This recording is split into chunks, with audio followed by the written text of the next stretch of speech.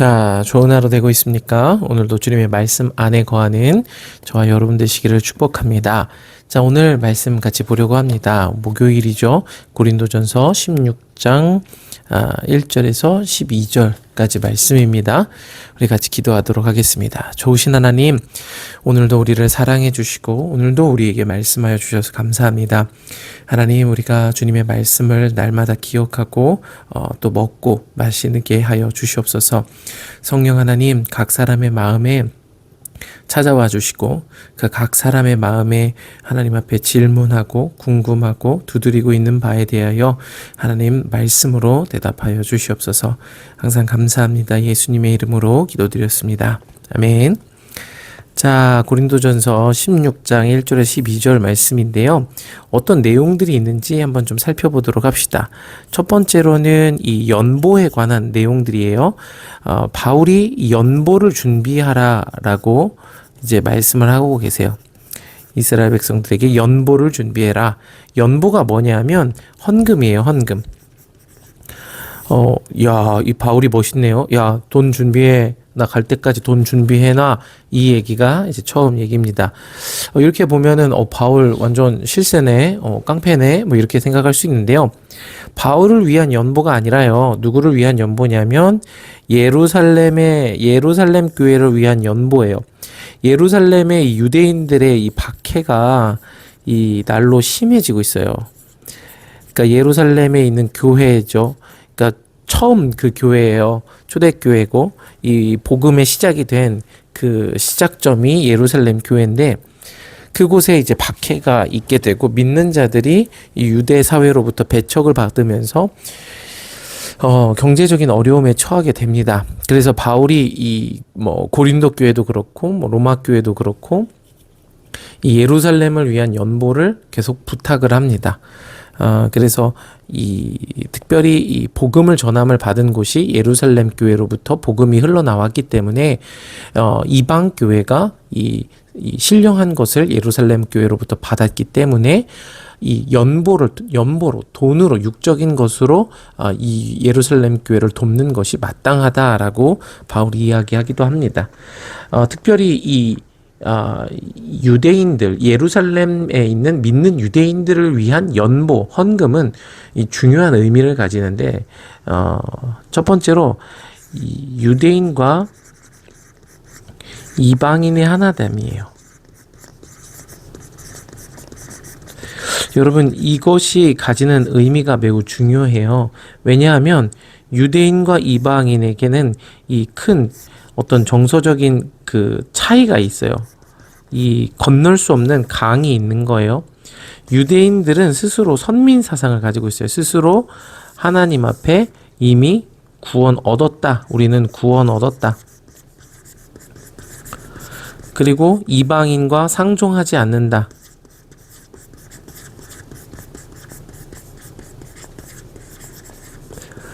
이런 어떤 그 선민사상, 그리고 이 이방인들은 이 유대인들, 그 유대교를 강요하는 유대인들을 향한 거부감.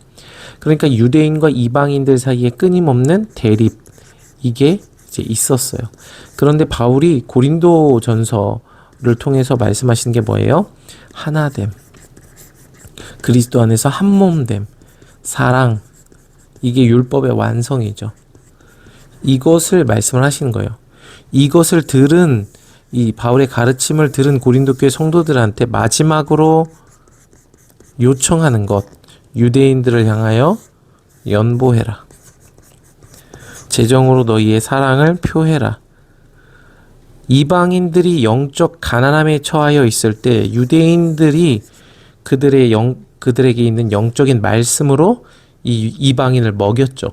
거꾸로 유대인들이 육적인 가난함에 처하여 있을 때 이방인들이 그들이 갖고 있는 재물로 유대인을 먹이라는 거예요.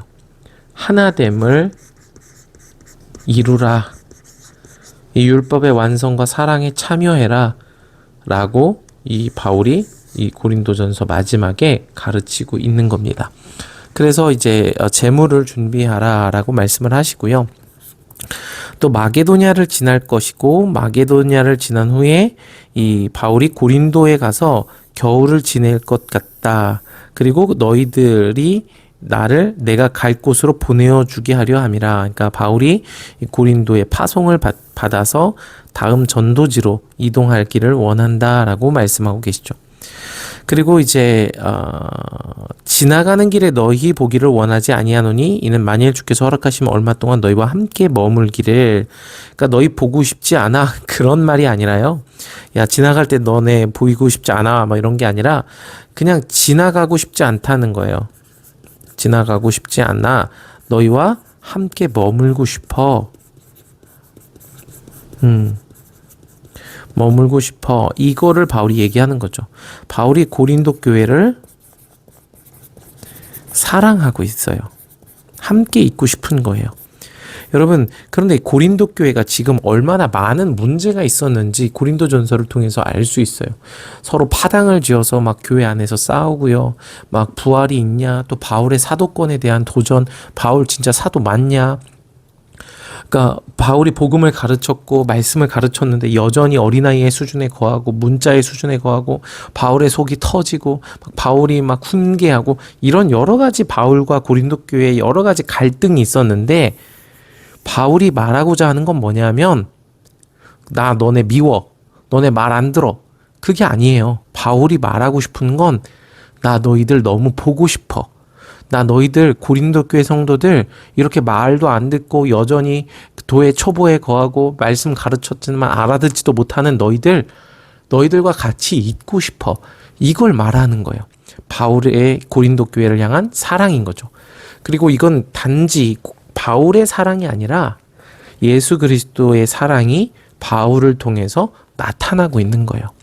그러니까 여러분 우리가 기억해야 될 건 난 못하고 있어. 나 신앙생활도 못하고 있어. 말씀도 못 듣고 있어. 말씀 묵상도 못하고 있어. 기도도 못하고 있어. 그래서 하나님 나 안 좋아하실 거야. 목사님도 안 좋아할 거야. 여러분 제가 여러분 안 좋아할 게 뭐가 있겠습니까? 여러분 그렇지 않아요. 하나님은 여러분을 깊이 사랑하고 계세요. 저도 그 사랑을 더 고백하고 싶어요. 더 다 표현하고 싶어요. 우리가 잘하든 못하든 부족하든 뭐 훌륭하든 아무 중요하지 않아요. 그냥 여러분은 여러분 있는 그대로 사랑받고 있는 사람이라는 것을 기억하시길 바랍니다. 자, 그래서 같이 있고 싶다 이 얘기예요. 자, 그리고 그런데 지금 바울이 오순절까지 에베소에 머물려고 한다. 왜냐하면 광대하고 유효한 문이 열렸다. 대적하는 자가 많음이라. 이거예요. 그러니까 이거에 대해서 이 사도행전 15장 26절에 이 말씀을 하고 계시는데요. 우리가 좀 볼까요? 자, 이것도 좀 보기는 해야 되는데 우선 사도행전 말씀부터 봅시다. 사도행전 말씀 읽기.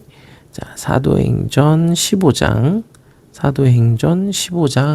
26절 뭐라고 말씀하시냐면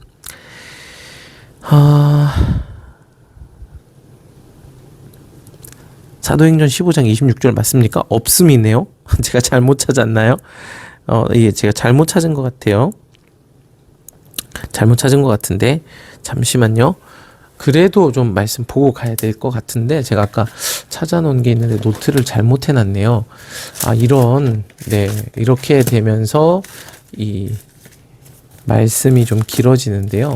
고린도전서 16장에 있는 말씀을 좀 보도록 하겠습니다. 자, 광대하고 유효한 문이 열렸다라고 이야기를 하는데요.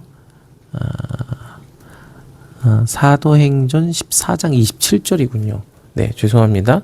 사도행전 14장 27절인데 왜 15장 26절로 했을까요? 여기 보면은 이렇게 말씀하고 계시는데요. 안디옥에 이르렀고 두 사도가 이룬 일을 전에 하나님 은혜로 부탁하던 곳 하나님께서 행하신 일, 이방인들에게 믿음의 문을 여신 것, 이것이 이제 이 오늘 본문에서 말씀하시는 그 광대하고 유효한 문의 의미다라고 이제 볼 수 있는 거죠. 이방인들에게 믿음의 문,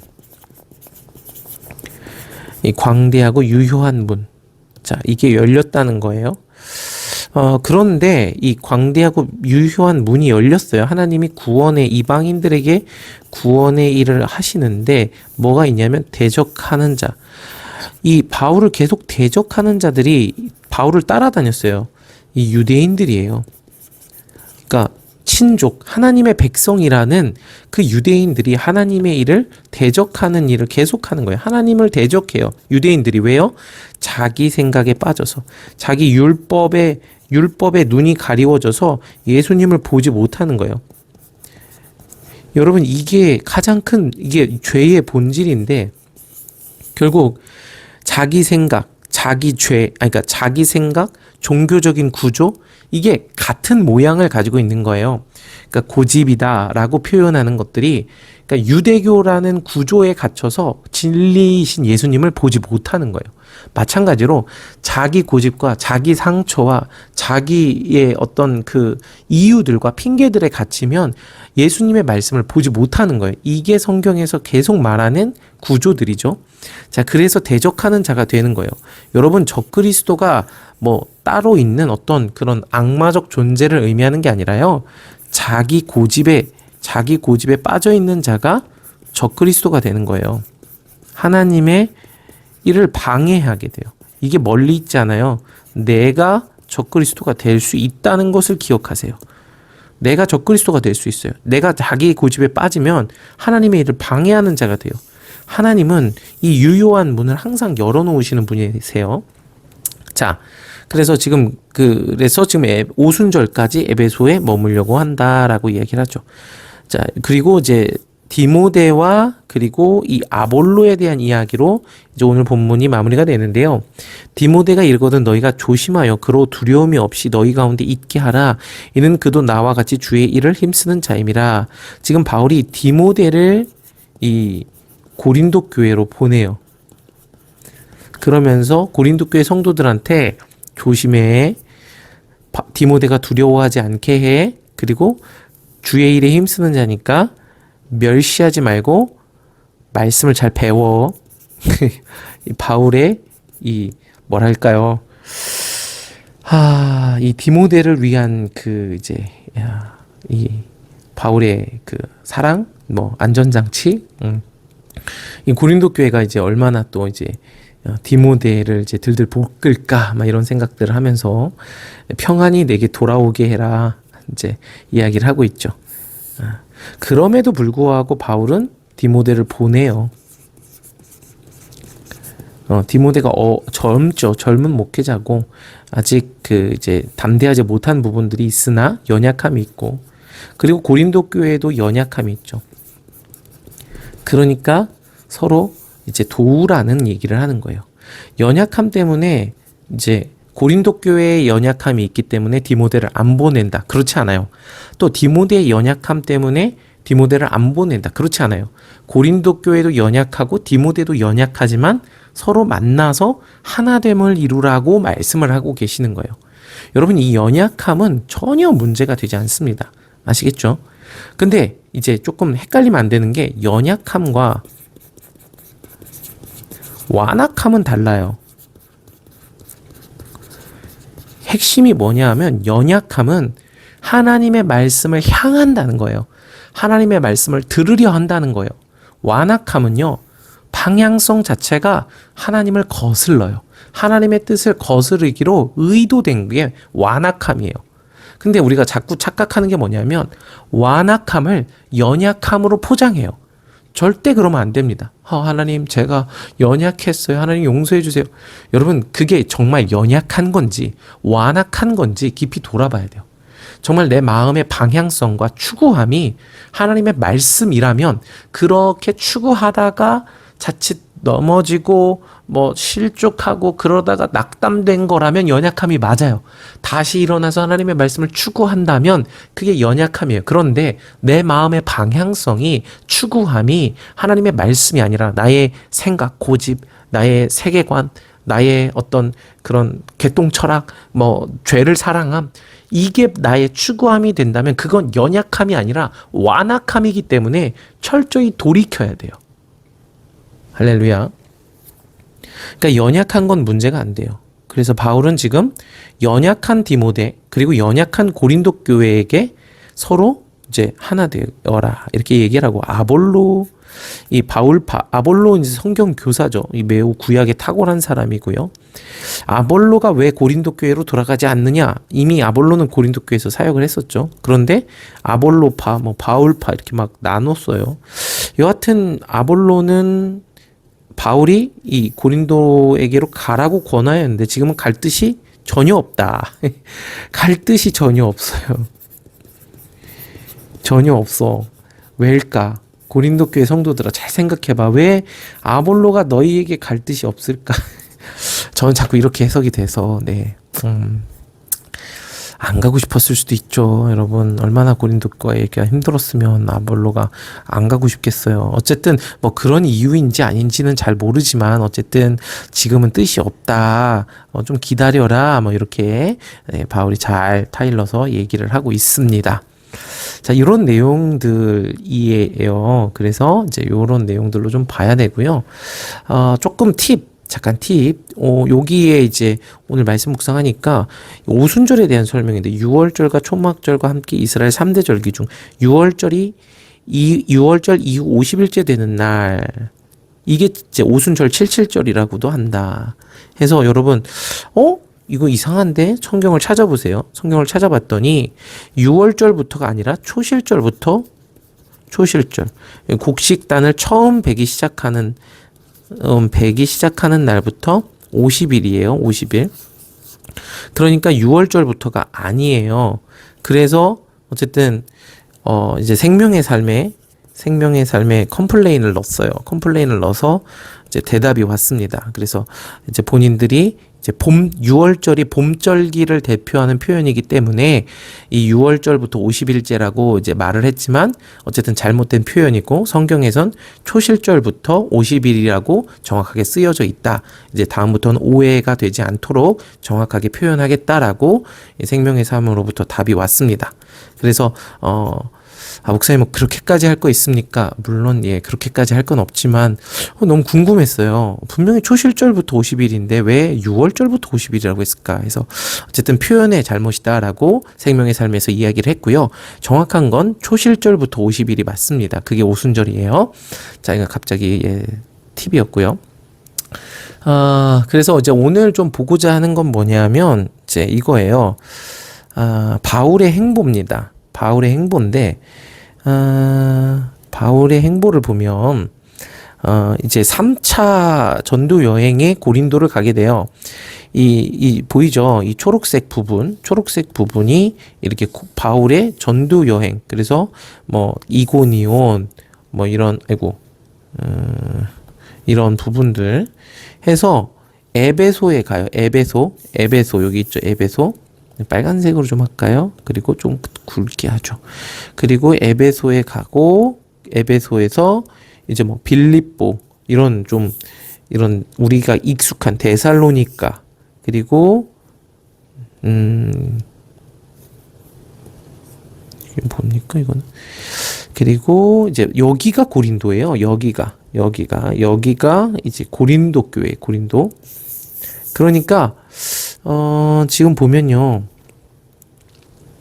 이 예루살렘이 여기죠. 예루살렘이 여기고 고린도가 여기예요. 그런데 오늘 본문을 보면 지금 바울은 어디에 있냐면 에베소에 있다고 이야기를 해요. 에베소가 아까 여기 어디였죠? 에베소 여기네요. 에베소에 지금 있고 지금 고린도로 가려고 한다는 거예요. 그러니까 요렇게 빌립보 들렸다가 이제 고린도로 가게 되고요. 근데 지금 여기서 연보를 준비하라고 하죠. 연보를 준비하는데 어디로 갈 연보예요? 예루살렘으로 돌아갈 연보예요. 여러분 이게 어떤 의미일지 한번 생각해 보면 좋겠어요. 바울이 목적한 곳이 어디였냐면요. 그 땅끝이라고 여겨지는 그 로마 너머의 스페인 서바나가 바울의 목적지였어요. 그러니까 여기까지 가는 게 바울의 이 전도의 목적 땅끝이었어요.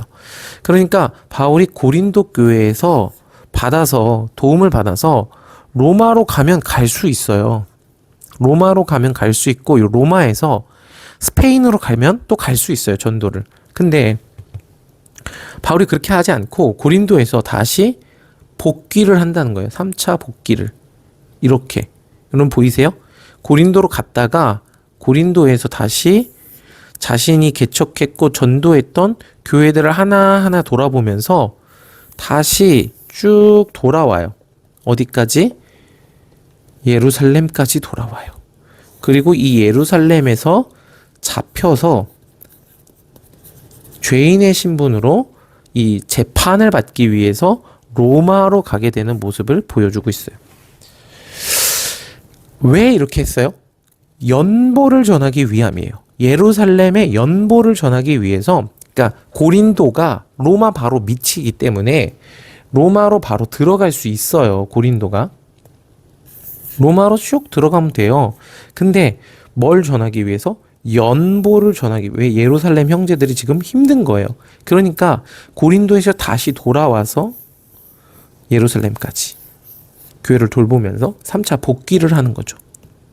그래서 이 로마에 이르기까지, 로마까지 쭉 다시 죄인으로 압송을 받고 로마에서 로마 황제 앞에서 예수 그리스도를 증거하고 이제 복음을 전하게 되죠.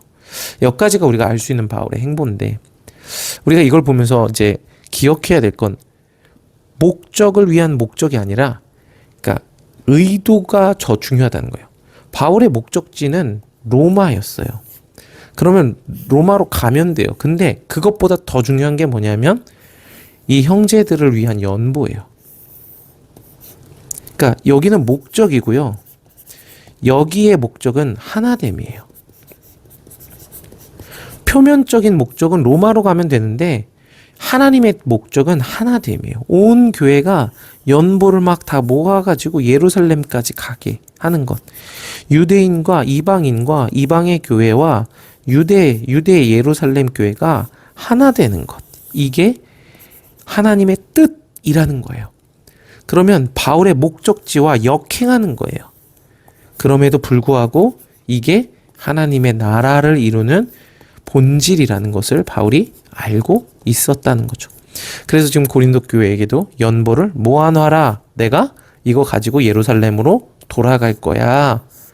예루살렘으로 돌아가면 잡힐 거 뻔히 알아요. 유대인들 지금 방해하는 자들에 대한 이야기도 했죠. 뻔히 아는데도 그렇게 돌아갈 거다. 이렇게 얘기를 하는 거예요. 여러분, 그러니까 우리가 지금 우리의 삶에서 추구해야 되는 게 무엇인지 고민해 보길 바래요. 내가 뭐 돈을 많이 버는 것, 또 학위를 이만큼 따는 것, 또 이렇게 훌륭한 일을 해내는 것, 인정받는 것 다 좋아요. 그렇게 되기를 바랍니다. 그러나 그게 우리의 삶의 표면적인 목적일 뿐이지 우리의 삶의 진정한 의미와 궁극적인 목적이 될 수 없는 거죠. 바울의 표면적인 목적은 로마예요. 그런데 그게 중요한 게 아니라 온 이스라엘과 이 유대인이 하나 되는 것, 이 이방인의 연보를 모아 예루살렘 교회를 돕는 것, 이게 더 우선됐다는 거예요. 그래서 바울의 목적지와는 정반대되는 예루살렘으로 향하게 되었다라는 것을 우리가 이 고린도전서 16장을 통해서 알 수 있는 거예요. 여러분, 저와 여러분이 어떻게 보면 뭐 저도 목사로서 뭐 좋은 교회를 뭐 세우는 것, 개척하는 것, 뭐 인원을 많이 모으는 것, 뭐 이런 게 표면적인 목적이 될 수 있어요. 뭐 설교를 탁월하게 잘하는 것. 물론 해야겠죠. 다 좋아요. 그런데 그것보다 우선되는 본질적인 목적이 뭐냐 하면 그리스도 안에서 서로 사랑하는 것, 하나 되는 것, 연약한 지체를 돌보는 것, 상한 심령을 돌보는 것, 말씀을 가르쳐서 알게 하는 것. 이게 본질이라는 것을 기억해야 된다는 거예요.